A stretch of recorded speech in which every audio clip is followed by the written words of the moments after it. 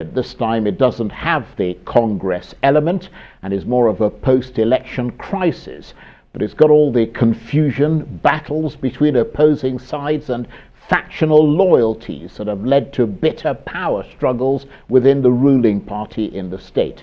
And whereas in the past the factions were divided between those loyal to the Foreign Affairs Minister Geoffrey Onyeama and the former Senate President Ken Nnamani on the one hand, and the former Governor of Enugu State Sullivan Chime and the Director General of the Voice of Nigeria Osito Okechukwu on the other, this time all four appear to be on the receiving end and have all been declared suspended for anti-party activities. So what's the squabble all about?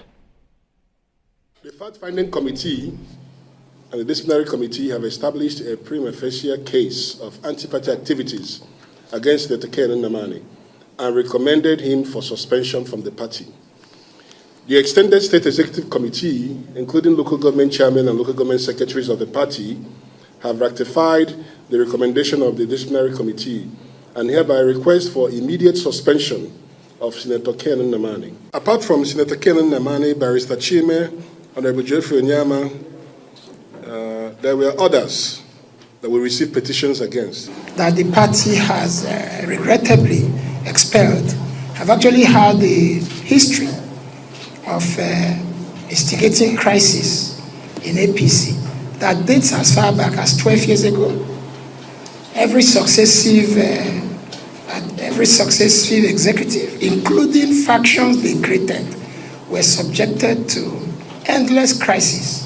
So luckily, we are glad that today a crisis comes to an end in our party, as we have done the needful that we should have done a long time ago. Well, it looks like deliciously marvelous fuss, doesn't it? Well, for more on this, I'm joined now in the studio by one of those involved in the disputes, the Director General of Voice of Nigeria, Osito Okechukwu. Thank you very much, Mr. Okechukwu, for coming in.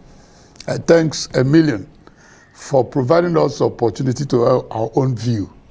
A fair hearing we were denied by my brother Ugochinyere and his cohorts. I like that. Well, you'll tell us what's going on. I mean, we would like you to set out for us the parameters of this conflict in Enugu State. From what we're hearing, the Enugu chapter of the APC has suspended your good self, as well as the former Senate President Ken Nnamani, the former Governor of Enugu State Sullivan Chime, and the Minister of Foreign Affairs Geoffrey Onyeama for anti-party activities, which the APC State Executive Committee described as a mortal sin against the party. For me, it is a storm in a teacup. It's an issue of a failed chairman that is quarreling with himself. This is Ugabala, for God's sake, is my own bosom friend, and by ancestral linkage, we are kinsmen. My daughter cannot marry his son. We are that close. Well, if you're that close, then obviously he's not doing this out of malice against you, is he? No, I want to tell you the background. Right, okay. Ugabala is the kingpin of the PDP. On March 8th exactly, he stumbled into my office and told me he wanted to be chairman of APC. I said, come on, brother, are you a member of the party? He said, yes. I said, no. We have a tradition.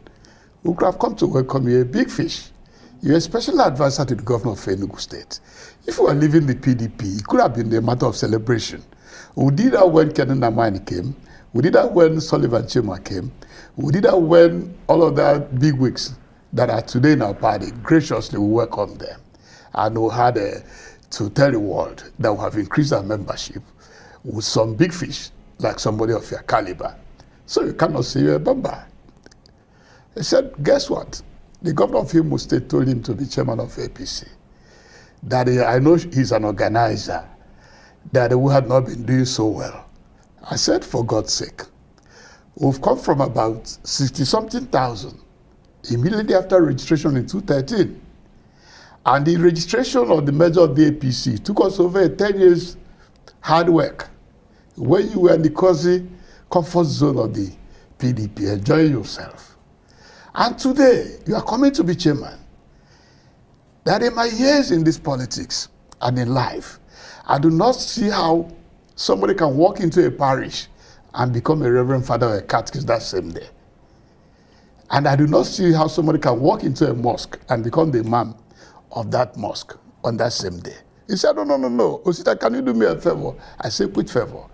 He said, if Hopuzodinma, His Excellency, asked you whether I've consulted him, because you are one of the stakeholders, he said I should consult. I said, please, I'll say you came. But please help me to tell him that I wasn't appointed as Director General Voice of Nigeria until APC won the federal government. And there were those who from 2002 that have been with us since 1999, they never got any appointment. My loyalty is to them. And some of them have indicated interest they want to be chairman of APC. And I will, in my own nature as a Christian, will not have the face to tell them that you, I'm not even sure you're a member of the party, is going to be chairman. That was the crisis. He went his own way. They imposed him. How long ago was this? That was on March 8, 2002, before the state 2002? 22, 2002. Okay, right. That's before the just Congress. over a year ago. Over a year ago. Right. And we called a meeting. Went into the national, after the Congress, we went to the national headquarters of the party, led by Ikenga, His Excellency. All of us, Jeffrey Oyama, the Minister of Foreign Affairs, and uncountable, a former speaker, Ijunodo, and others, who went to complain. We said, look, who don't want the way the guy is going about it? We have upgraded the party from 60-something thousand membership to 180-something thousand. We were approximating that minimum of half of our membership could deliver us seats at the Senate of Assembly, and we were targeting the governorship of Enugu State. They said, no, go home. We'll attend to it. Even the day our president-elect, our presidential candidate will come into Enugu, we met him at the airport with big masquerade, a big crowd. And the leader of our group, Ikenga, notified Asiwaju Bola Ahmed Tinubu that we can't come to the arena because he kept on threatening. He doesn't want stakeholder. He doesn't want. We'll join a group called the ICC, Independent Campaign Council. And we are doing our own little bit. But even the little effort we were doing, he was demolishing it. But you said, I apologize for interrupting you. You said he was imposed on the party. How was he? How could he have been imposed when people like you and all the other big wigs were there? I don't understand. No, we keep on from the one talking about the import of internal democracy. We're not in particular who is the chairman of party, but the APC is governed by rules. Yeah. And the constitution of the APC is very clear that any office here must be democratically voted for. That if you want to talk of consensus, and somebody raises his hand and said it's not part of the consensus, then you go back to election. Right. That was not done. That's where we came. He boasted severally in Enugu that these are idiots, that they have killed the party. I'm an organizer. I'm coming to organize. Yeah. But obviously somebody gave him, somebody put him in. Come on. He said we got 56,000 votes in the presidential election of 2019. That is going to quadruple that.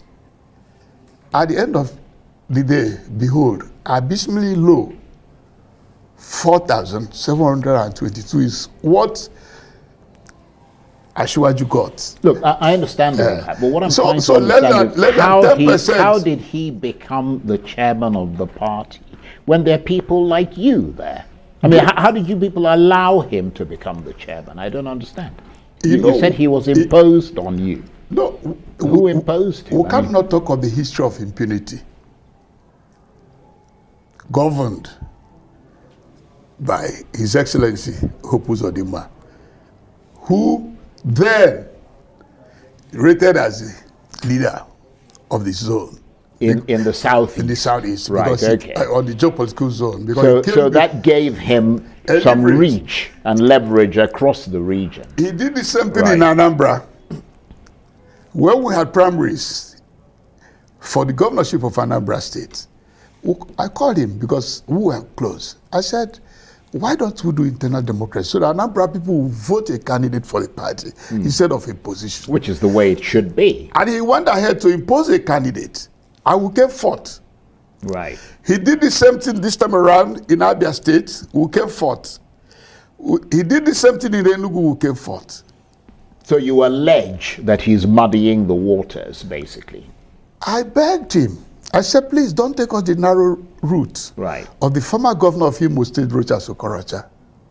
That His Excellency Rochas, after all pleadings, was doing it his own way against the tenets of the political party. Right. Well, the state secretary of the party, and you heard them there on the opening clip, said they received various petitions as well as reports from a fact-finding committee and a disciplinary committee, and that there was audio, video and text evidence submitted of these alleged anti-party activities. He said the evidence showed, for instance, Ken Nnamani openly campaigning against the APC governorship candidate as well as other candidates of the APC in the state, and similar evidence was found against you. What is your response to that? Because you haven't actually addressed any of that. I mean, you're talking about other things.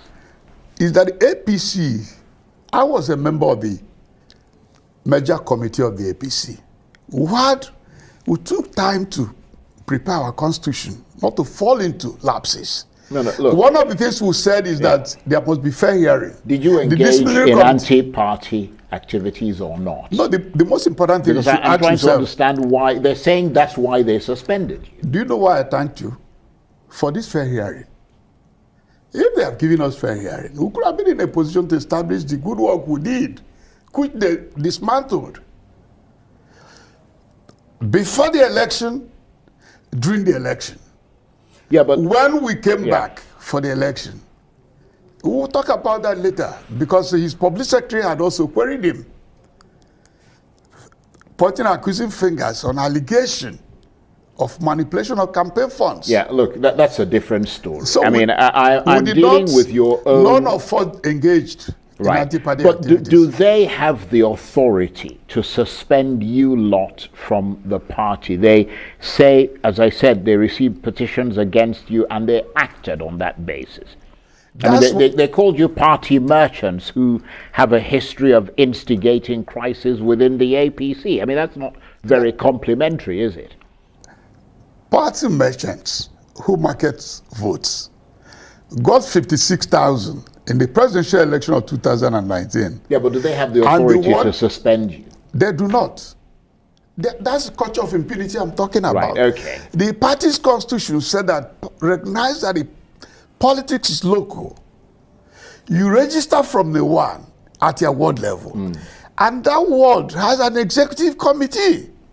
So if there's any infraction, misdemeanor, anti-party activity of Osito Okechukwu, the first bounce is the ward where Osito Okechukwu comes from, where His Excellencies Jeffrey Oyama, Sullivan Chema, Ken Nnamani.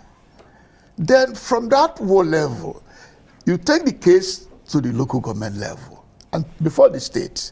And in all this, the Constitution says there must be fair hearing. Nobody ever invited me. Nobody. I see the point you're making. It's culture of impunity that brought him to power. Right. He came with two missions. Like akin to a political bandit. Hijack the party to manipulate the campaign funds. And now... Well, those are allegations that can't be substantiated. That's an allegation. We're going to that. Yeah, but we have to be careful about making those allegations. No, we're coming into that. The other day I was in the house of the president-elect. I went to see the secretary. In the course of discussion, he brought a Enugu file. Here's the CV of the man who is suspending everybody he thought. Yeah, well, will compete with we him don't for have any evidence. No, I of have. that allegation. I saw the same Yeah, in the well, party you can secretariat. obviously take legal action, but beyond accusing the chairman of that Enugu chapter, Ugo Abala, of hijacking the APC in the state, I mean, what are you going to do about this suspension? I mean, you say you don't accept it. Is it going to be a case of having to accept? Can I tell you something? Yeah. The good thing about political activities in Nigeria is that it's a 4-year run like the World Cup. There will be a time, the next 3 years or so, where there will be ward election first. Ugochinyere is not going to be my ward. I'm not going to be his ward. That ward Congress will produce executives down the line. That is when we will come to review the growth of the party. And the happiness we have is that we're handy with the major projects of the federal government of Nigeria initiated by President Muhammadu Buhari, like the Green Imperative Program of Agriculture. We will beg the president-elect, please, we want our people to benefit from these programs. We beg him as well that, like in the Eastern Corridor, is the rail line between Port Harcourt to Maiduguri, that if you attempt to do something about it, we'll get more votes. So we have prepared ourselves on how we'll recover our party from political bandits.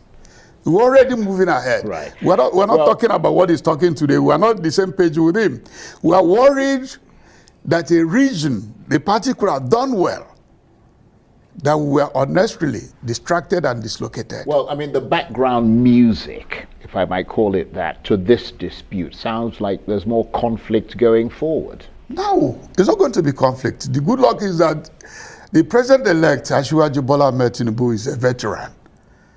He has at his tips all these nitty-gritties. Well, his position is a bit shaky at the moment. We'll have to see what happens. I mean, after the court processes. For us, yeah, the party have been declared winner. So we plan around that. Yeah, that makes sense. But broadly speaking, which is probably one of the reasons you're having these turf wars across the place. I mean, what has happened to that dream of positive change and a new democracy so volubly promised by the APC in 2015? Has it now turned into this nightmare of factionalization and chaos? No, the foundation has been laid. If you know what it means, that in the next few months, 995 million euro, multiple agricultural equipment, both ranches, is going to be imported into this country. It's been detonated to be in every local government.